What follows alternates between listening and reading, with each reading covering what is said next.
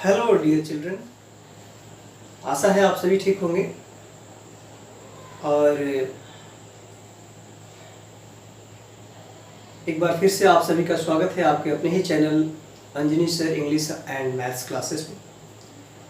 Dear students, पिछला video में हम लोगों ने पढ़ा था use of verb to be, जिसका दो पार्ट हमने बनाया था। एक is am are, is to am to are to, is about to am about to are about to. दूसरा पार्ट जो था was were, was to were to, was about to were about to.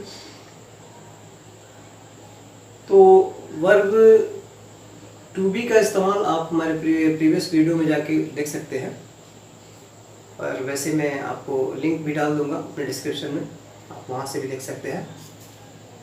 आज हम लोग एक नए topic, उसके आगे वाले पार्ट पे काम करने जा रहे हैं। यानी हम लोग आज पढ़ेंगे वर्ब टू हैव। ये सारे के सारे ऑक्सिलरी वर्ब्स हैं, लेकिन चूंकि मैंने आपको ऑक्सिलरी वर्ब पे एक अलग से टॉपिक बनाया था और उसमें बताया था कि ऑक्सिलरी वर्ब्स 3 कैटेगरीज में डिवाइडेड हैं, verb to be, verb to have और वर्ब टू डू। तो आज हम लोग उसका सेकंड पार्ट यानी कि वर्ब टू हैव की चर्चा करेंगे। लेकिन डियर स्टूडेंट्स, एक चीज़ मैं ज़रूर कहना चाहूँगा कि देखिए, आप वीडियो देखते तो हैं और आप शायद पसंद भी करते होंगे, लेकिन मान लीजिए कि किसी से कुछ लेकर और उसे खाली हाथ लौटा देना अच्छा नहीं होता है। हम चाहते हैं कि हमारा ये परिवार जो है बड़ा से बड़ा हो, इस परिवार के बहुत सारे मेंबर्स हों आप लोगों जैसे अच्छे। तो इसके लिए ज़रूरी है कि आप हमारे चैनल को सब्सक्राइब करें, ताकि मैं भी ऊर्जावान बना रहूं और आपकी सेवा में मैं लगा रहूं, आपके लिए लगातार आपकी ज़रूरत के मुताबिक वीडियोस बनाता रहूं और आपको एक प्रॉपर वे में एक सही मुकाम पे ले जाने का प्रयास करूं। तो ये हमारा आपका संबंध है, तभी बना रह सकता है जब आप हमारे परिवार से जुड़ेंगे, आप इस परिवार का सदस्य बनेंगे। और सदस्य बनने के लिए तो आपको पता है कि क्या करना है आपको। जी हाँ, सही सोच रहे हैं आप, आपको सब्सक्राइब करना होगा। लाइक भी कीजिए, सब्सक्राइब जरूर कीजिए, ताकि आप इस परिवार का मेंबर बन सकें और मुझे आपकी सेवा करने में ज़्यादा से ज़्यादा खुशी महसूस हो। और बेल आइकन को भी ज़रूर दबाएं, ताकि आपको सबसे पहले हमारे आने वाले वीडियोस के बारे में नोटिफिकेशन मिलता रहे। ठीक है? तो ठीक है दोस्तों, आज का हम लोग टॉपिक अपना स्टार्ट करेंगे, verb to have. Thank you.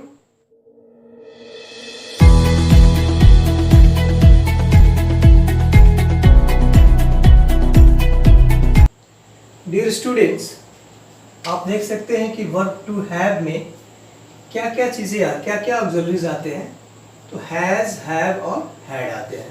तो इसमें हम लोग पढ़ेंगे use of has and have. ये किस लिए लगता है हिंदी सेंटेंस में? यदि आपको आपके हिंदी सेंटेंस में पास है या रखता है, रखती है, रखते हैं, इस तरह का अगर सेंटेंस आए तो उसके लिए आपको हैज़ या हैव का प्रयोग करना होगा। जैसे कि आप देख सकते हैं यहाँ पे स्ट्रक्चर 1 में ही, सी, इट और anyone name plus has plus others. He, she, it और एनीवन नेम क्या है? थर्ड पर्सन सिंगुलर नंबर है। ठीक है? तो थर्ड पर्सन सिंगुलर नंबर के साथ आपको हैज़ का प्रयोग करना होता है। कब? जब हिंदी सेंटेंस में पास है या कोई चीज़ रखता है, इस तरह का अगर सेंटेंस है तो आपको उसके साथ हैज़ का प्रयोग करना होगा। दूसरा है I, we, you, they, plural noun, have plus others.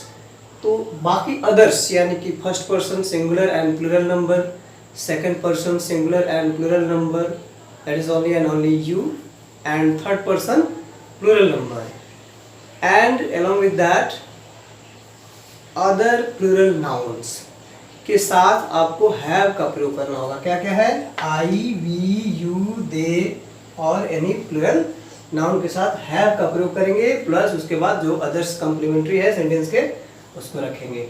इस एग्जांपल में आप देखेंगे ही हैज अ बाईसाइकिल, उसके पास एक साइकिल है। उसके पास एक साइकिल है कहिए, या आप कह सकते हैं कि वह एक साइकिल रखता है। दोनों ही तरह के सेंटेंस के लिए आपको क्या बोलना होगा इंग्लिश में? ही हैज अ बाईसाइकिल या ही हैज अ साइकिल। ठीक है। दे हैव अ कार, क्या होगा इसका हिंदी? उनके पास एक गाड़ी है या वे लोग एक गाड़ी रखते हैं। Hope you all are clear. आशा है कि आप सबको समझ में आ गया होगा। तो इसके बाद हम लोग अब शुरू करेंगे हैड का इस्तेमाल। Dear students, use of had, इसका इस्तेमाल हम लोग करते हैं किसके लिए? पास था या रखता था, रखती थी, रखते थे इत्यादि के लिए। तो इसमें क्या होता है ना कि किसी भी सब्जेक्ट के साथ, अब इसमें अलग अलग सेग्रीगेशन नहीं है, इसमें बंटवारा नहीं है, जैसे उसमें दो ठो अलग अलग सेपरेट रूल हमने दिया था। इसमें किसी भी सब्जेक्ट के लिए, किसी भी प्रोनाउन या नाउन के लिए आपको हैड का प्रयोग करना है प्लस अदर्स, है ना आसान। इस एग्जांपल में देखेंगे आई हैड अ साइकिल, मेरे पास एक साइकिल थी या मैं एक साइकिल रखता था।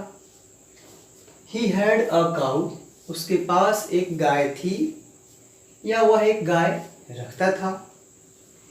दे हैड अ हाउस, उनके पास एक घर था या वे लोग एक घर रखते थे। तो मुझे लग रहा है कि आपको बिल्कुल ही समझ में आ गया होगा कि यूज ऑफ हैड जो है ये, इसके लिए कोई सेपरेट रूल नहीं है, मतलब इसके लिए कोई सेपरेट सब्जेक्ट अलग अलग नहीं है। यहाँ जो है for all types of subjects, for all subjects we have to use only and only had. For what? For पास था, रखता था, रखती थी, रखते थे इन हिंदी सेंटेंसेज, राइट। तो आगे अब देखते हैं इसके बाद। देखिए यहाँ पर हम लोग पढ़ रहे हैं use of has to, have to, ठीक है।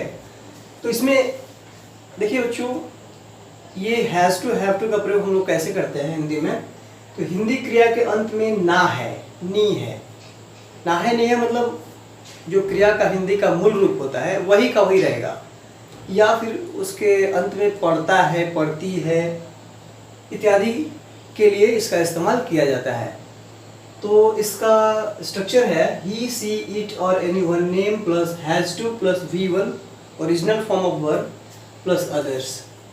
इसके बाद आई, वी, यू, दे और plural noun plus have to plus V1 plus others. Example से आपको क्लियर हो जाएगा। जैसे मुझे एक गाना गाना है, ये क्या लगा है यहाँ पे? ना है, ना है। तो I have to sing a song, या अगर इसको आप दूसरे सेंटेंस में बोलेंगे तो आपका इंग्लिश सेंटेंस यही रहेगा, लेकिन आप इसे कह सकते हैं मुझे एक गाना गाना पड़ता है ना मजेदार चीज। उसे पटना जाना है, he has to go to Patna, या उसे पटना जाना पड़ता है, he has to go to Patna, that's all. Same sentence रहेगा।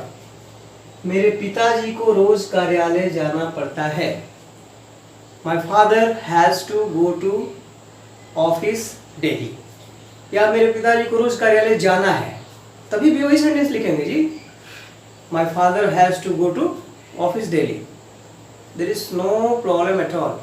तो आपको ये सेंटेंस जो है, इस तरह का सेंटेंस आपके डेली लाइफ में, ये रोजमर्रा के डेली लाइफ के ये सेंटेंसेस हैं, and many more times we most often use such type of sentences in our day to day life.